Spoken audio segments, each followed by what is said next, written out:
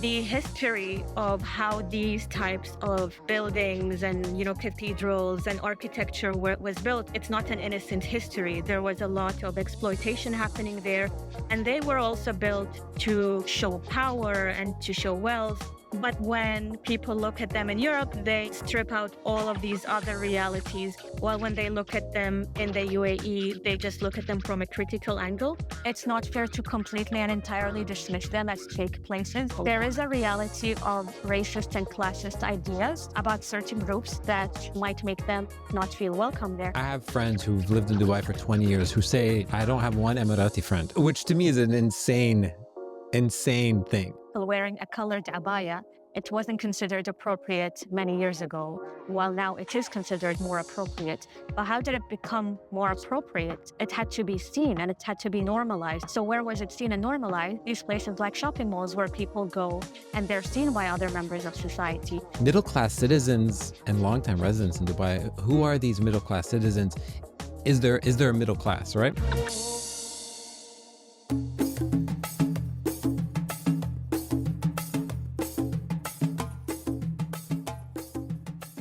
Hey, welcome to the Afikra podcast. My name is Mikey Muhanna. Today on the series, we have Dr. Rana AlMutawa, who is an assistant professor of social research and public policy at New York University Abu Dhabi. She's the author of a book called Everyday Life in the Spectacular City, Making Home in Dubai. Rana, welcome to the series. Thank you. How are you doing? I'm good. How are you? I'm great. Okay, so I love this topic. I'm really excited to talk about it because I feel like Dubai is a city that people misunderstand, or I'll just speak on my behalf. I feel like I misunderstand Dubai. So let's start just biographically. What is your relationship with Dubai? I mean, do you grow up there? What is your connections to Dubai? Yeah, so I am Emirati. I'm half Emirati. My father is Emirati. My mom's Kuwaiti, and I grew up in Dubai. And I also had different relationships towards Dubai. I actually, had a period in my life where I think I also engage in the same narratives that some people who use labels of fake and authentic do. And so I've had that phase in my life as well when I was a teenager. But also, it is the city that I grew up in, and it is a place that I have memories and connections and so on. And so I wanted to depict the complexities that exist in the city and show realities that I think aren't necessarily shown when people speak about Dubai in a critical manner, or also when they speak about it in kind of like the promotional manner as well. Yeah. I feel like it's one of those cities where people throw that term around all the time. And I mean, you're at NYU Abu Dhabi. There's people from all over the world at NYU Abu Dhabi. How often do you hear people say that sentence? No, Dubai is so fake. Yeah, I mean, I hear it so often. And actually, the first time I heard it was so this book is based on my PhD at Oxford. And the first time I heard it was at Oxford. I think it was my first week there. And we were in an Arab student dinner, and someone said that. And actually, at that time, this wasn't my research topic, it wasn't my PhD topic. And I won't say that this comment made me decide to change my research topic, but um, it was, I mean, I still remember that comment. And I remember that as I was thinking through my research topic and I was kind of changing it, that comment remained, not because I hadn't heard it before. I think I even heard it on the plane ride to the UK. Like I just hear it all the time. But I don't know, something about it at that time. And these kind of attitudes, I think, of people who are of a specific class in some ways. And when I say class, I mean more like cultural class, so intellectuals and academics and so on, who are usually critical of classist ideas. They were kind of, I feel like, reproducing not economically classist, but like a culturally classist idea about Dubai when they use these terms of fake and authentic. And that kind of made me angry because it felt it felt very hypocritical. And I mean, I know we all have a degree of hypocrisy that we engage in without knowing, but it just felt very blatant and unexamined. And so I really wanted to push back against it. Yeah. Amazing. So this is basically what I want to talk about today. But before we get into it, I want to just like answer some basic questions. And the first is like in the first sentence about describing the book, and I'll read the description. It says, everyday life in this spectacular city is a groundbreaking urban ethnography that reveals how middle-class citizens and longtime residents of Dubai interact with the city's so-called superficial spaces to create meaningful social lives. So the first question is, what is an urban ethnography? So, well, first of all, ethnography is a study of, how people live and how they navigate their daily lives, but it's different from other qualitative methods such as interviews because it's more in depth. So it's not just about interviews and speaking to people, it's about living with people. So the way it was done in the beginning, anthropology, when anthropologists used to do it, they would travel to so-called developing or so-called third world countries. So they'd be, Americans and Europeans going to places and trying to be like the natives. And so, there's also a problematic history with anthropology, but the way it is useful and the way ethnography is useful is that it allows you to actually see realities beyond what you would see in just an interview. And so sometimes, for example, people would say something in an interview and it's not like they're lying or that they don't really believe in what they're saying, but the way they behave in their everyday lives doesn't necessarily match with what they say. And so I think it's important to examine that complexity. And so urban ethnography is basically that study, but in urban settings. And I think, it has become more common, a bit more common for people to do ethnographies in not so basically in the places that they're from or in places that are not considered to be of lower socioeconomic geographies and so on, but it is still, it is very common, not just in anthropology, but when people are studying different societies, is that they study down. So they go to places where they're kind of having a higher power dynamic in a certain way in relation to Mm-hmm. the people that they're studying. Um, and this is starting to change a bit. But I mean, it is still, I think it was really nice to do an urban ethnography from the place that I'm in. And I think there is also a lot of, I wouldn't say a lot of maybe, but there is some pushback, especially when talking about a place like Dubai, that me talking about it because it's where I'm from, that some people would assume that that makes you less critical of that place or that makes you less objective. When in reality, there is no objective research. All types of research is subjective.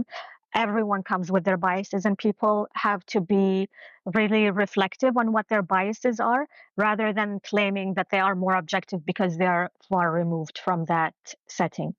Yeah, Yeah, I think sorry. that's a really, really powerful point. And it's like it's refreshing for you to be able to make that comment, but also in that basically comment, you're acknowledging that you have your own biases, obviously, along with everyone else. Um, I want to talk a little bit about that first sentence as well, because I think a lot of people listening to it will say, middle class citizens and longtime residents in Dubai. Who are these middle class citizens? Is there a middle class, right? And that question is obviously on its face is ridiculous, but like when you think about the middle class citizens and longtime residents of Yeah, Dubai, like yeah, who are these people? I guess who are you yeah. referring to? Who did you study? So, also the term citizens and residents, I wanted to use residents specifically. So, citizens would be Emirati citizens, and then residents would be people who live in the UAE who are not citizens. And I wanted to use residents instead of expats, which is the term that's most frequently used in the UAE, to refer to pretty much anyone living in the UAE except for example, laborers and domestic workers, people don't necessarily refer to them as expats. Um, they usually refer to them as workers. Um, And so, there isn't, the term immigrant isn't really used, but actually everyone is an immigrant. And I mean, this has been discussed by many other scholars, that how problematic terms like expat are, because they're used um, for people who are of higher socioeconomic backgrounds, but these individuals are also immigrants just like everyone else. And so since the term immigrant isn't really used here, I wanted to use the word resident to refer to everyone who lives in the UAE who does not have Emirati citizenship. And the people that I spoke to are mostly middle class and upper middle class, but the definitions of middle class can really vary, because I mean, some people would assume that if I say middle class, I'm studying people's income levels, but that's not necessarily how. I mean, that's one way to define middle class. But you can also define class by a bunch of different factors, such as the types of schools that people go to, or the types of schools their children go to, the types of activities that they do in their free time, the types of activities they can afford, the types of places they socialize in, the types of Can restaurants they you, go to. Yes. Irana, this is awesome, but I'm curious, can you help me with that alternate sort of framing? Like, what are some indicators of what middle class might look like in a place like Dubai? Since you're not only looking at it at sort of like Yeah. numerical income. Yeah. So I looked at exactly these things. I looked at the types of, environments the people that I spoke to socialize in, the types of restaurants, the types of places they shop in, the areas that they live in the city, the types of schools their kids go to, and that doesn't mean that everyone is the same. So some people, middle class can also really vary in terms of people who are upper middle class and lower middle class, and they have very different experiences. And also, who I label as upper middle class, someone else might label as elite. And so these categories are fluid as well. And also, they can kind of vary by citizenship, in the sense that, a lot of people would say that actually Emirati citizens are generally elites. They're generally wealthy. They're not middle class. Mm. But if you speak to Emiratis, um, a lot of people who maybe others might consider to be elites, they consider themselves middle class. Now, that's not enough to say that they're middle class, because I think in general, um, all over the world, people who are wealthy may actually think of themselves as middle class when they are wealthy. But also, there is this factor of people who are middle class can't rely on generational wealth to live. They do have to work, and they do have to make a living for themselves. Yeah. Um, and I also try to look at it in relation to other Emiratis. So, for example, if we think of Emiratis who are elites, who would they be? What types of so Emiratis, for instance, would think that the big merchant families, for example, are elites, but those who don't have that family name, or don't have these big connections, and don't have that generational wealth, are middle class, even though other people who are not Emiratis might think, oh, this person is elite. But Yeah. there isn't like a very strict definition. Sometimes you can find this because, for instance, the UAE government may give certain support, social support, to people who are below an income level, and so then that's assumed that someone below that income level is lower income. Yeah. But usually you use other factors as well to make decisions about, okay, where does that person fit in the hierarchy, and also where do they fit in relation to, for example, if they're Emirati, how do they fit in among other Emiratis, and also the whole population. Yeah. Okay. I want to talk a little bit about something you said earlier about this sort of the view of Dubai kind of as this like neoliberal city. Um, how does that align or contrast with the actual lived experience of the people who live there? And what do you think people mean when they say Dubai is a neoliberal city? So I think when people talk about Dubai being a neoliberal city, they're talking about disparities in wealth. They're talking about, I guess, an economic system where there isn't, so for example, social welfare for the whole population. because there is social welfare for Emirati citizens, but there, that same system doesn't exist for the rest of the population. And since the majority of the population are not Emiratis, there is a big portion of the society that doesn't have, for example, free education or free healthcare and so on and so forth. And so, there is this privatization of services that, in a non-neoliberal system, I guess in a less neoliberal system or in a less capitalist system, these would be free services available for all. And then when it relates to urban spaces, and the way I've studied it in relation to urban spaces is I'm looking at these shopping malls and new developments that are neoliberal projects. I mean, they are built to generate wealth. That is their purpose is economic. Their economic purpose. They're built for economic purposes. But I was trying to show that that these spaces that are highly critiqued, and they are critiqued for some good reasons, because You're basically, just so somebody who understands, like, you're yeah, talking about malls. yeah. Right. Well, malls, but also, there are big new developments that are not necessarily malls, but they are mall-like. So they might Like not what? be. What? So, for Just example, there was yeah. La Mer, there's City Walk, they're outdoors, so they are not indoor malls, but they are still privatized spaces in the sense that they are owned Yeah. by. So it's like, so from afar, from somebody who's looking at this from Nairobi or from Tokyo or from Mexico City or from New York or Rome or whatever, they're like, this is just a big open aired mall. This is not organic. This is not real. Yes. This is not what a city life looks like. This is not what urban life looks like.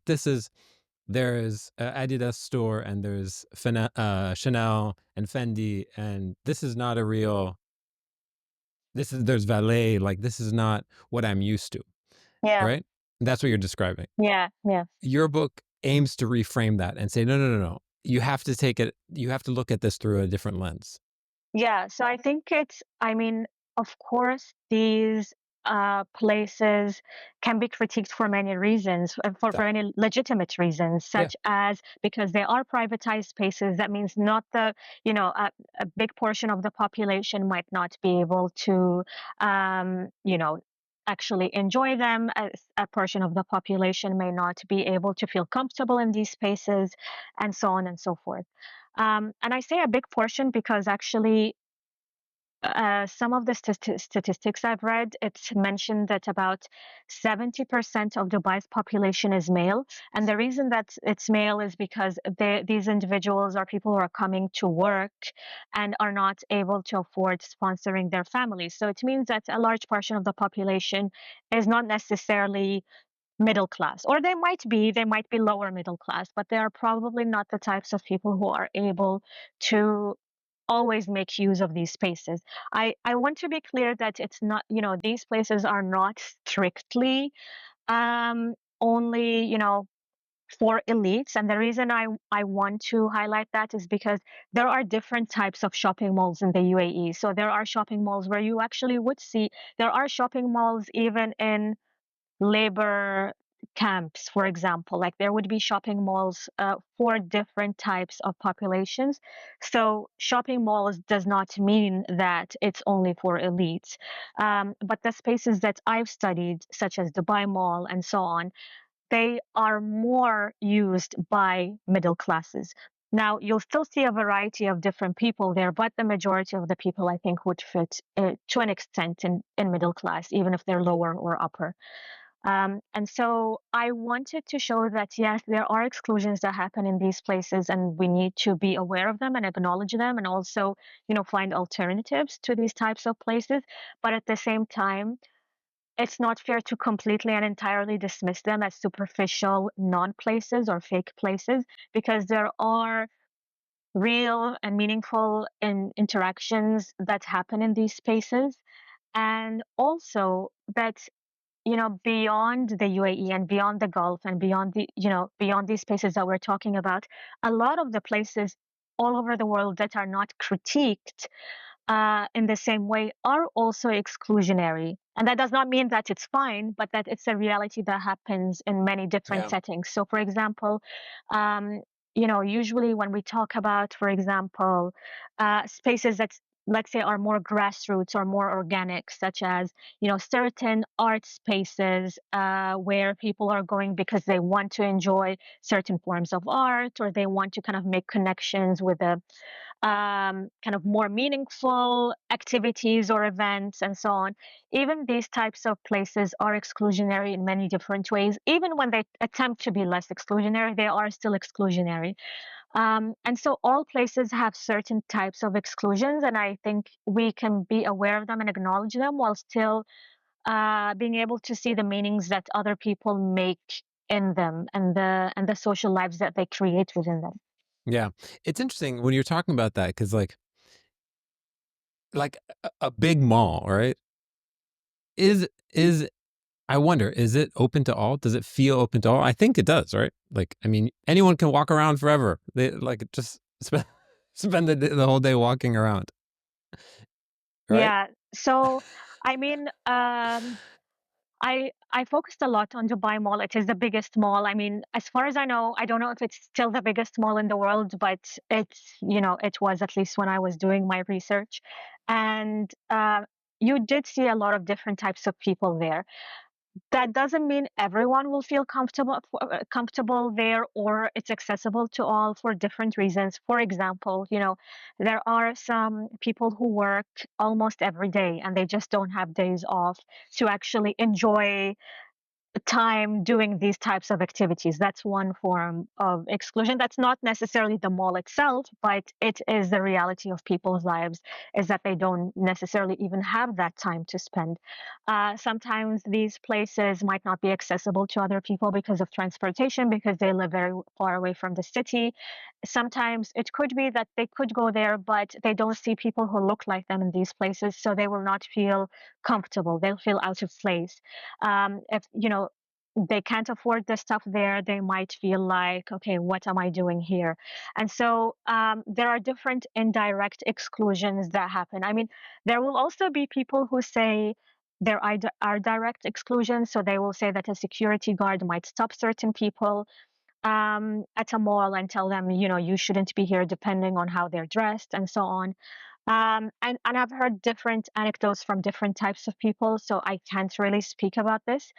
But I Yeah. can say that, for example, for sure, there are indirect exclusions. Yeah. Now, that doesn't mean that you wouldn't see someone who would be considered a worker in a shopping mall walking around. You definitely see these individuals. But if I was going to compare the demographics of Dubai Mall with a nearby area, so I talked about this in the book. So Satwa is a nearby area, and it's a low-income neighborhood, and you see a lot of low-income men there. And if you're walking in the streets of Satwa, it's a very different demographic than the one you see in a shopping mall like Dubai Mall. And it's exactly that difference in demographic that makes places like shopping malls be deemed as safe and almost kind of like respectable places. And what I mean by this is that, for example, for teenagers or for young women, these are places that are accessible to them. Their parents or their families might be comfortable with them going there alone, versus, if they were saying, I'm going to go walk in Satwa, that will not be the same. It will not, it doesn't have the same perception. And Yeah. so the reason that these shopping malls are also seen as more safe and like more appropriate places to be in is because there is a bit of difference there, or there is actually a large difference in demographics. Now, you will you will see, again, as I mentioned, you will see different types of demographics, but you can still see a difference between that diverse demographic in a shopping mall like Dubai Mall versus, let's say, a low income neighborhood in Dubai that's not that far away from Dubai Mall. Yeah. It's funny. I remember a few years ago, I think right after COVID, or maybe it was before COVID. I was talking to a friend and I was saying, I might move to Dubai at some point.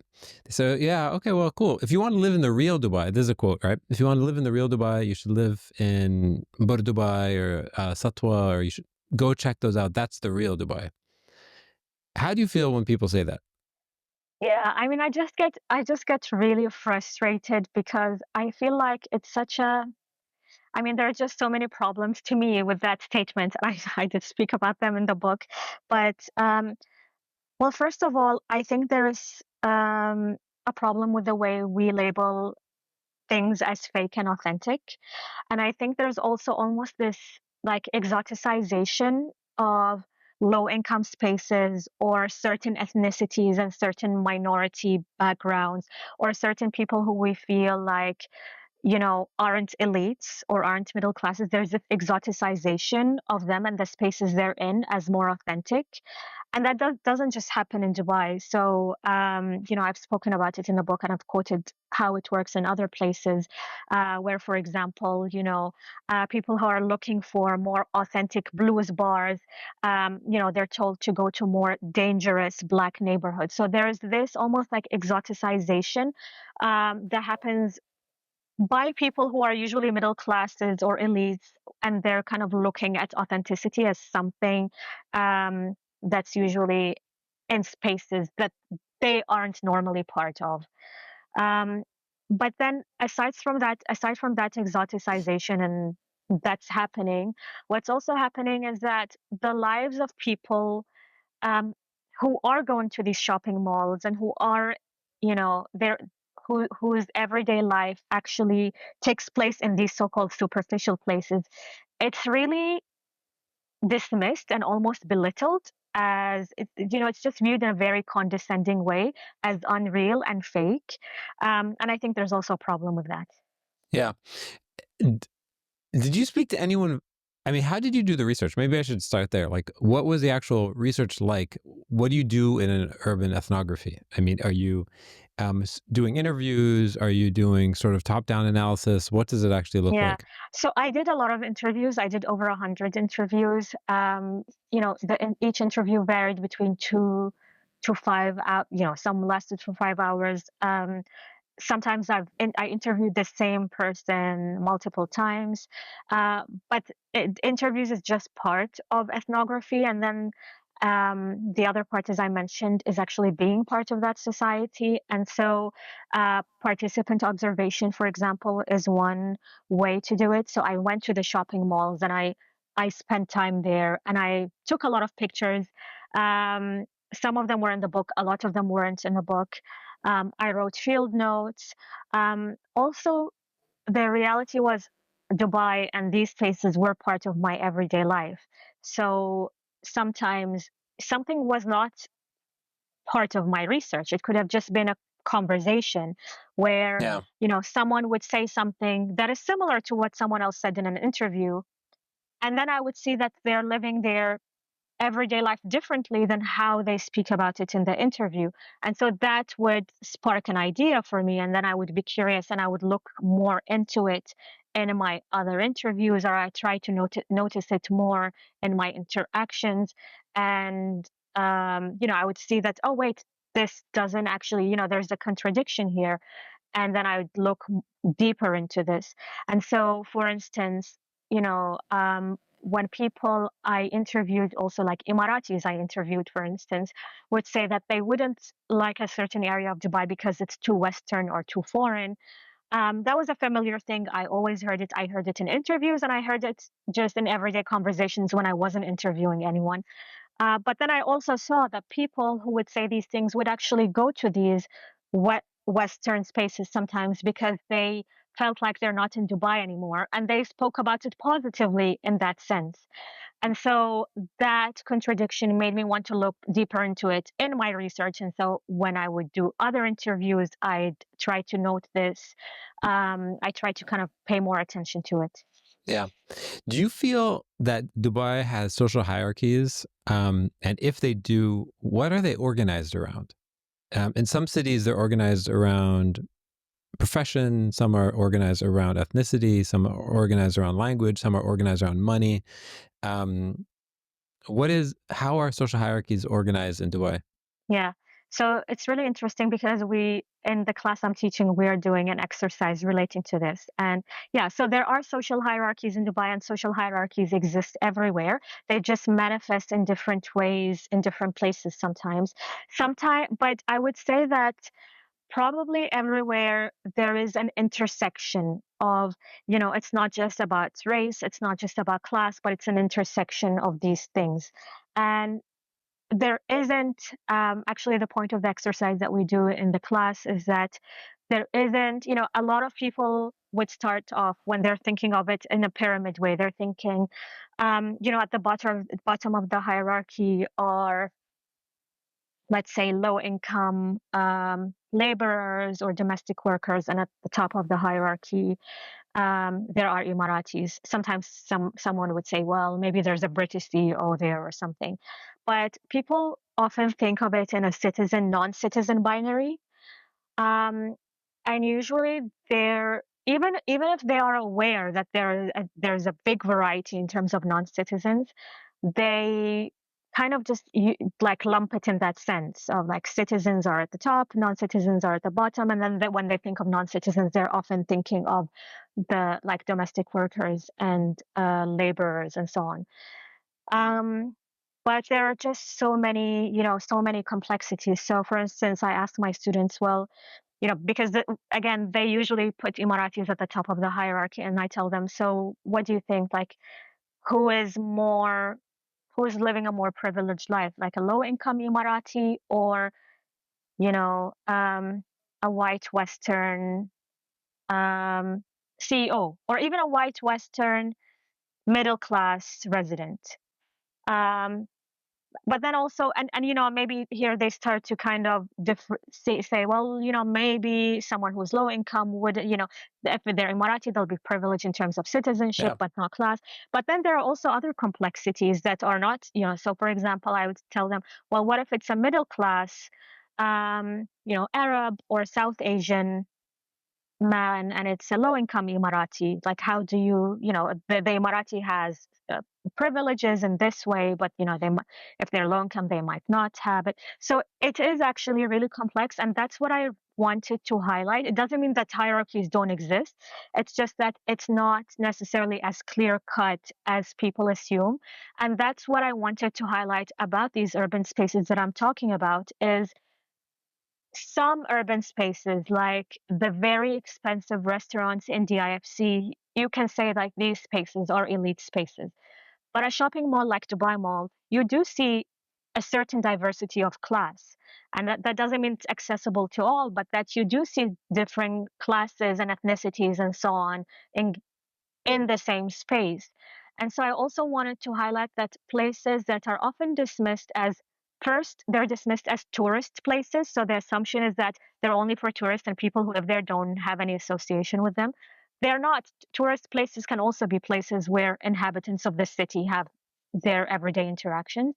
Yeah. And also these, big glamorous developments, some of them are very clearly segregated in terms of class. And then some of them do have certain forms of diversity taking place there, even though it's not a completely perfect diversity. Yeah. It is a city that I do think there are really different experiences. Like I have friends who've lived in Dubai for 20 years who say, I don't have one Emirati friend, right? I don't know any Emiratis, right? Which to me is an insane thing, right? It's hard for me to wrap my head around that, right?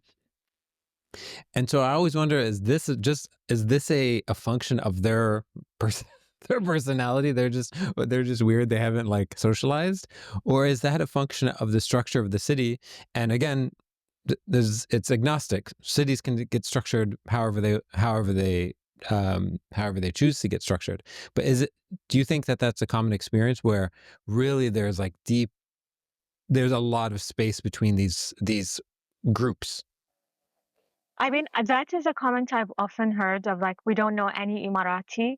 And I think there are several things. So, first of all, the Emirati population is very small. So, that's just the demographic reality, is that it's a very small population. It is in many ways, you could say that the way the city is built and the space, some people would talk about the spatial dynamics of the city, where Emiratis are given land in certain parts of the city, and so there is the spatial dynamic. Some people would talk about temporariness, that there is now there's the golden visa and so on, but it is difficult to be permanent in the UAE. And so that also, affects people's experiences of wanting to, let's say, integrate more or putting effort in, especially if they don't speak Arabic and so on, like learning the language and learning the culture. But I would say that it also does relate to the person in the sense that I've seen a lot of people come to the UAE who don't speak Arabic and who don't know anything about the UAE, who keep talking about how Emiratis are not open to them, and they want to know Emiratis, but Emiratis are not, open to meeting other people. But it always surprises me why there is this expectation that Emiratis should be the ones who are expected to kind of integrate to others. So, for example, the people who say that they may not be learning Arabic, they may not know anything about the UAE, while if anyone who is not from a white Western country goes to Europe or goes to the US, they are expected, if they're going to want to make friends who are white Europeans or white Americans, they're expected to kind of learn the language and integrate in that culture. And I feel like that expectation isn't there in the UAE. And so I think there's also this expectation that Emiratis are expected to kind of integrate to this cosmopolitanism, Yeah. and that it's on them that they are not integrating or being open enough. And I think it goes both ways as well. It's interesting. I want to go back to this term you used with malls as a social newspaper. Can you explain that? What is a social newspaper? Why is a mall a social newspaper? Yeah, so I mean that term came up because actually my aunt mentioned it. Well, she was talking about weddings, so I was telling her, I find weddings here very boring. I don't know why people go, how they can go so often to these weddings. And she was saying, well, of course they'd go to these weddings. Like it's like they're reading a newspaper, like they're keeping up to date with everything that's happening. And, then I saw that, okay, that's actually not just the weddings, it's also the malls, and it's also, these new developments where people go to see each other and to be seen. And, one of the purposes, so again, this aspect of seeing and being seen, some people would critique it as being a superficial interaction because for a lot of people, when they think of these interactions, they're thinking of someone who's going to a mall or a new development and they're really dressed up and they're showing, they have, if it's a woman, she has a lot of makeup on, she's very dressed up, she's, carrying expensive handbags. If it's the men, it's like with their fancy cars, blah, blah, blah. So there's this idea of superficiality about these types of interactions. But actually, I think that these interactions are really meaningful because it's the place where people negotiate social norms. So, for instance, what was considered not appropriate at a certain point in time is considered appropriate today. So, for example, wearing a colored abaya, it wasn't considered appropriate many years ago, while now it is considered more appropriate. But how did it become more appropriate? It had to be seen and it had to be normalized. So where was it seen and normalized? I mean, one place would probably be social media, but then another actual physical place would be these places like shopping malls where people go and they're seen by other members of society. And in one of the chapters, I had a lot of tweets where people, they were writing about something they saw in the mall. Someone was dressed in a way that they found inappropriate. And it seems like trivial comments. It seems like it's just gossip. But actually, what it's showing is that these places are places where people go to see and be seen. And then certain norms become negotiated and normalized over time. And even just the presence of women in malls, for example, 20 years ago or more, it was not considered appropriate for a woman to go to the mall alone unless she's with someone older than her. And this has become, as I mentioned, the malls are now actually seen as safe and appropriate spaces for women. And so, what made them be seen as safe and appropriate? It's because more and more women were seen in these places over time, and it has become normalized. And so, I think these places are actually very important in negotiating social norms and negotiating them and potentially even changing them over time. I'm curious about the personality of different malls in Dubai. Okay, so like I'm going to read a few names, and I want to. Oh no, I don't know if I can do this well. I'm going to read a few names, and I want to see if there's like Okay. any words that come to mind. Okay, for each one, in Okay. terms of their personality. So Yeah. we'll start with Dubai Mall. What's the personality of Dubai Mall? For me, Dubai Mall is the place that has everything. I mean, it's just like if I need something, I'm just it's actually a very familiar place. I mean, I don't remember what year it opened, but it was there since I was much younger. I don't know how old I was. So I know it's a huge mall, and for a lot of people, it's like, oh, I don't want to go there because it's so big and blah blah blah. But to me, it feels like I don't want to say like a neighborhood mall, but it has that familiarity for me in that sense. But also, I just want to say something else about Dubai Mall, which is it It has opened so in many different. 2008, by the way. Okay, yeah, so that was a while ago. But there are different sections of Dubai Mall. So, for example, there is the more luxury section, and you will actually see a different demographic there in the restaurants and coffee shops. And now there's a section that's like I don't know, there's kind of like a Chinese theme section of the mall. There's just so many different sections of Dubai Mall. And so I feel like it has a lot of different demographics as well. Yeah. So for somebody listening to this, Dubai Mall is almost 4 million square feet. Okay, it's 350,000 square meters. But The that's number of why, the number of sorry, stores are 1,200.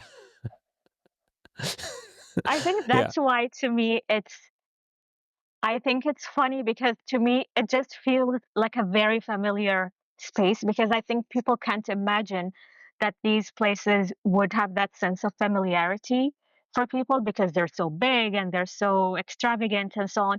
But to me, it's one of these, it's kind of like more familiar places in Dubai, like kind of almost like the older places in Dubai.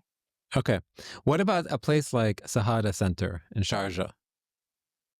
I don't really, I don't know. I mean, I'm guessing maybe people, I really don't know, but I'm assuming that wouldn't be considered as cool, but I have no idea. Okay. Mall of the Emirates. I mean, to me, that would also be kind of a familiar mall, like a kind of a familiar smaller, it's not small, but it's kind of a familiar smaller mall because I definitely went there when I was a teenager. I think it was open when I was a teenager, and I definitely spent a lot of hours just walking and walking and walking in that mall. So to me, it's just kind of like a familiar place. City Center, like City Center Data or Okay, Dera Mirdif or City Center. So yeah. Dera City Center, that was before Emirates Mall, and that was, where everyone went.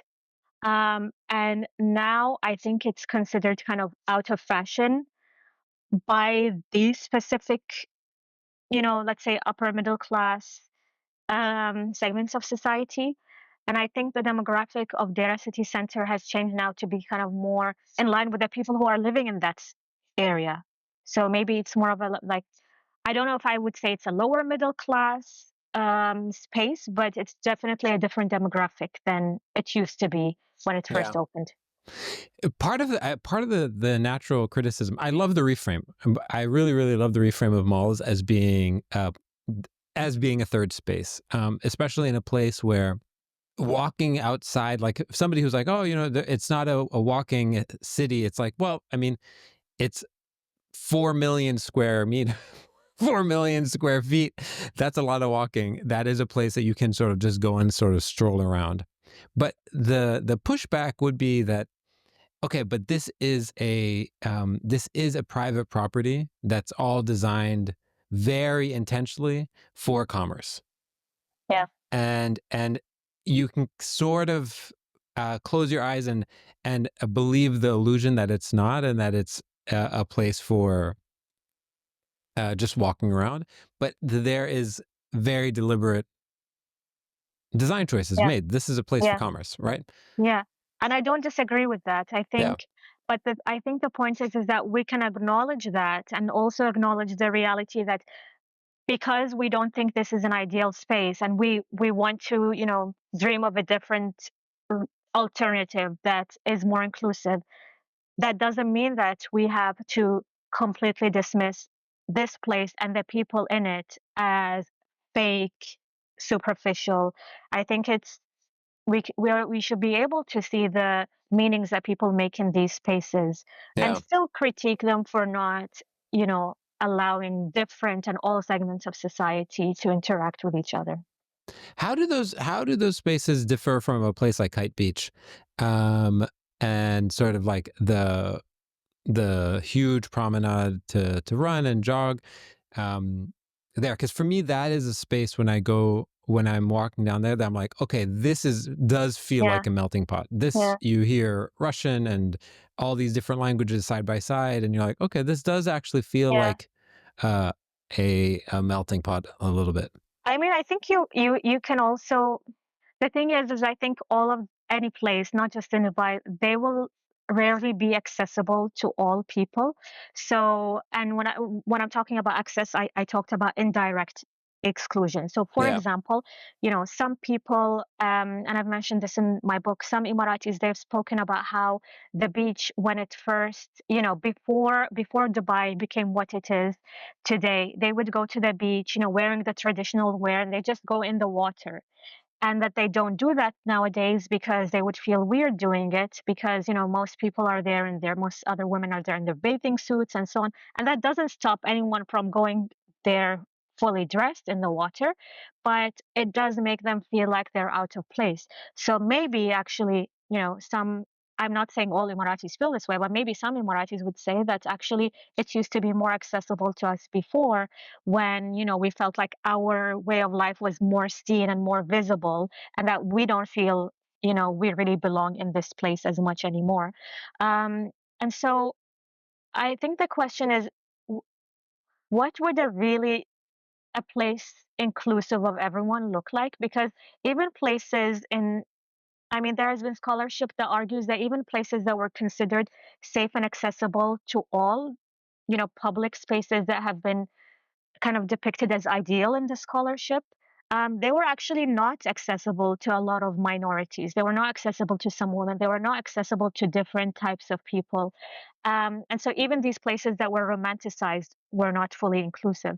And, even if thinking of Kite Beach, I remember coming across an article from the New York Times when I was doing this research. And the article was about it was about women at the beach, and they were saying we want, we actually don't feel comfortable with certain men at the beach. And when they were talking about the men, they were talking about usually kind of low income South Asian men. So it's a group of men who have usually been stigmatized. And they were saying that, we actually would prefer more police kind of, being attentive to that and, removing them from these places. And so, there is a reality of racist and classist ideas about certain groups that might make them um, not be able. No, I mean, they can access these places, but they might not feel welcome there. But also, at the same time, it is a reality that women can be stared at and can be made uncomfortable in public spaces, not just by the men that they are speaking about, but by other men. And so, what does it really mean to create a space that is accessible to all these groups? Yeah. I don't think that's just a question for Dubai. I don't know what that looks like anywhere. Can we talk about other cities in the UAE? Obviously, your book focuses on Dubai, but I'm really, really curious about contrasting. If you were to do an urban ethnography on Abu Dhabi, Dubai, Abu Dhabi and Sharjah, I'm curious what those cities do you think how the urban ethnography would look different, because they are cities that if you just the minute you drive around, you're like, this place feels different. Each of them, they're so close to each other, but they really feel like very different places. I mean, I can't really speak about different cities because I didn't do the research there, but I remember that, people would make comparisons. So for example, they would say that Abu Dhabi is more Arab than Dubai, or that you feel that Abu Dhabi is more Emirati than Dubai. And I've heard that from Emiratis and non-Emiratis. They also say that Sharjah is more Arab, for instance. Yeah. Some people would say that Sharjah is actually it's they feel like it's more inclusive of Yeah. lower income groups, for instance. Smile, you're in Um, Sharjah. You know the so sign? yeah, yeah, and Yeah. actually, I mean, I didn't really speak about this, but I spoke about how other people who come from different emirates compare Dubai to their experiences, and Yeah. also how people from different cities in the Gulf compare their own experiences.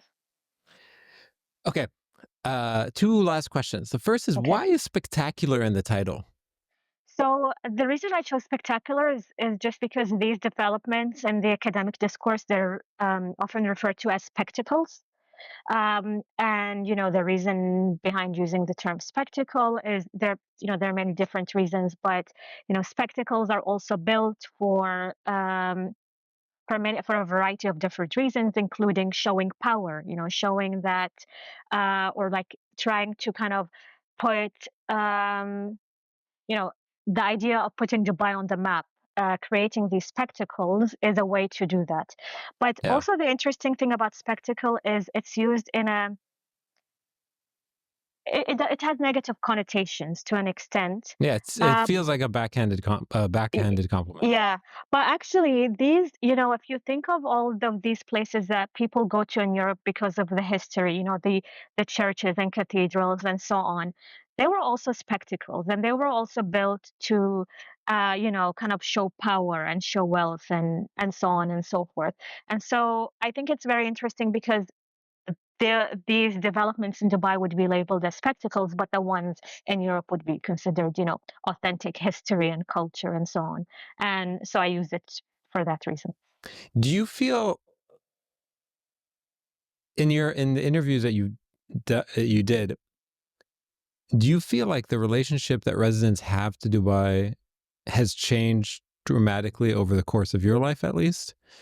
Do you feel like there's a different social contract and a different relationship, emotional relationship that people have? And has that changed? I think it's really difficult to say because it really depends. Because in being in Dubai, there are lots of people who have left and new people who have come, but there are also people who have been in Dubai for a long time and they've seen it and they've seen the changes in it. And so, people have different relationships to how some people would say that, they actually feel more comfortable in Dubai now because they feel like, for example, certain laws or certain ways of doing things have become more institutionalized. It's actually more, I would say, they would describe it as kind of being, fair. The laws are clearer. It's kind of just become more efficient and so on and so forth. And then there will be people who would say that it has just become more and more privatized, and they feel like the memories they had of the city are all gone. And so there are just very different attitudes towards the changes, both among Emiratis and non-Emiratis. Yeah. The last question I want to ask you is about sort of like the set of standards that Western observers apply to Dubai that they may or may not apply to different other global cities. Can you tell me a little bit about what those standards may or may not be and how they sort of distort the way people think of Dubai? So actually, one of the first things that pop into my mind is actually about citizenship, because whenever I remember when I was talking about how, there is this diversity that does exist in the UAE, but when people come to the UAE, they would say, well, my taxi driver was Pakistani and and my waitress was Filipina and I didn't speak to any Emirati. So I don't feel like I got, any understanding of how this society works. Or like how, I didn't get an understanding of the people who live in this city and the local people. And, one of my questions is like, why why is a conversation with a Pakistani taxi driver not meaningful? I mean, he is part of the people who live in the city. Why does it have to be an Emirati? If you were in New York and your, taxi driver is an immigrant and your waitress is an immigrant, you might not, like, people might not necessarily say, oh, I didn't get to meet the local people. And so one of the arguments that I've heard was that, well, yes, but in the US, they can get citizenship and they become part of the local society, while in the UAE, they don't. And that's true. There is this aspect of citizenship and impermanence that is real. But where I feel like double standards are applied is that in reality, um, exclusions, these type of exclusions also happen in the US or in Europe. They just happen in different ways. So for instance, in the UAE, it's very easy, relatively easy for people from South Asia or Southeast Asia to actually come to the UAE and work in the UAE, but it's not easy to get citizenship. Now, it's not easy to actually, for a lot of these individuals to move to Europe or the US. It's not, the point of entry is really difficult in these countries.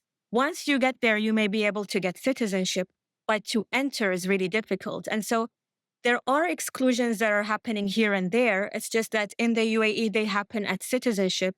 And in the US and in Europe, they're happening at point of entry. And so I feel like that doesn't mean that these exclusions are fine and that we should ignore them and or that we should say, well, it happens everywhere, so it doesn't matter. That's not the point. But the point is that people don't try to make these relationships and see that these exclusions actually happen everywhere, but that they manifest in different ways. They just kind of point to the UAE as a place that has these supposedly very different types of exclusions that supposedly don't happen everywhere else. And that's what I wanted to critique. And that's why when you asked me about the spectacles, I also talked about, these grand cathedrals and buildings, because, the history of how these types of buildings and cathedrals and architecture was built. I mean, it's not an innocent history. There was a lot of exploitation happening there, and they were also built to to show power and to show wealth, and for similar reasons that they happen in other places. But then when people look at them in Europe, they often think of them as an example of beauty and culture and history, and strip out all of these other realities. While when they look at them in the UAE, they just look at them from a critical angle. And I think the argument is that, there are similarities in all of these things. And we, if we apply a critical angle, we also have to apply it in other places as well, and see the connections of how what is happening here, it's not just here, it happens in other places, it just manifests in different ways. Okay. I think that's a good place to stop. For people who are interested in learning more, you can find the book online. You can find it everywhere books are sold. Everyday Life in the Spectacular City, Making Home in Dubai. I don't know, where can people find you online if they want to reach out to you too? So I have my website, ranaalmutawa.com. And then on Instagram, it's Rana_AlMutawa. And I forgot what my name is on Twitter, so just now. Okay, Rana, I think thanks it's so much. Rana_AlMutawa. Okay, amazing. Thanks so much. Thank you.